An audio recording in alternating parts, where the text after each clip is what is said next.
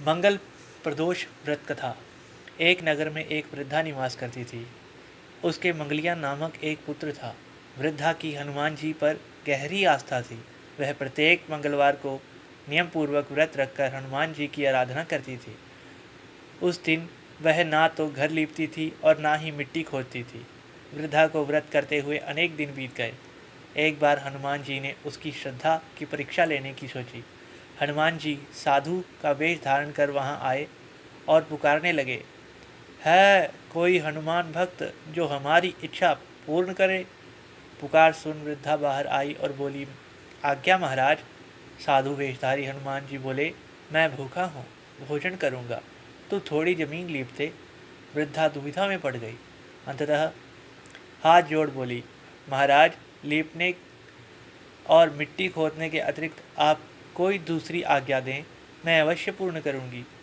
साधु ने 3 बार प्रतिज्ञा कराने के बाद कहा, तू अपने बेटे को बुला, मैं उसकी पीठ पर आग जलाकर भोजन बनाऊंगा। वृद्धा के पैरों तले धरती खिसक गई, परंतु वह प्रतिज्ञाबद्ध थी। उसने मंगलिया को बुलाकर साधु के सुपुर्द कर दिया। मगर साधु रूपी हनुमान जी ऐसे ही मारने वाले न थे। उन्होंने वृद्धा के हाथों से ही मंगलिया को पेट के बल लिटवाया और उसकी पीठ पर आग जलवाई। आग जलाकर दुखी मन से वृद्धा अपने घर के अंदर चली गई। इधर भोजन बनाकर साधु ने वृद्धा को बुलाकर कहा, मंगलिया को पुकारो ताकि वह भी आकर भोग लगा ले। इस पर वृद्धा बहते हुए आंसुओं को पोंछकर बोली, उसका नाम लेकर मुझे और कष्ट ना पहुंचाओ। लेकिन जब साधु महाराज नहीं माने तो वृद्धा ने मंगलिया को आवाज़ दी। पुकारने की देर थी कि मंगलिया दौड़ा दौड़ा आ पहुंचा। मंगलिया को जीवित देख वृद्धा को सुखद आश्चर्य हुआ।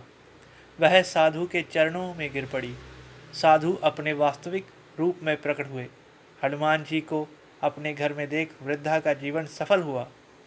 सूत जी बोले, मंगल प्रदोष से शंकर, हनुमान और पार्वती जी इसी तरह भक्तों को साक्षात दर्शन दे कृतार्थ करते हैं। इसलिए नियम पूर्वक मंगल प्रदोष व्रत अवश्य करना चाहिए। मंगल प्रदोष व्रत कथा। एक नगर में एक वृद्धा निवास करती थी।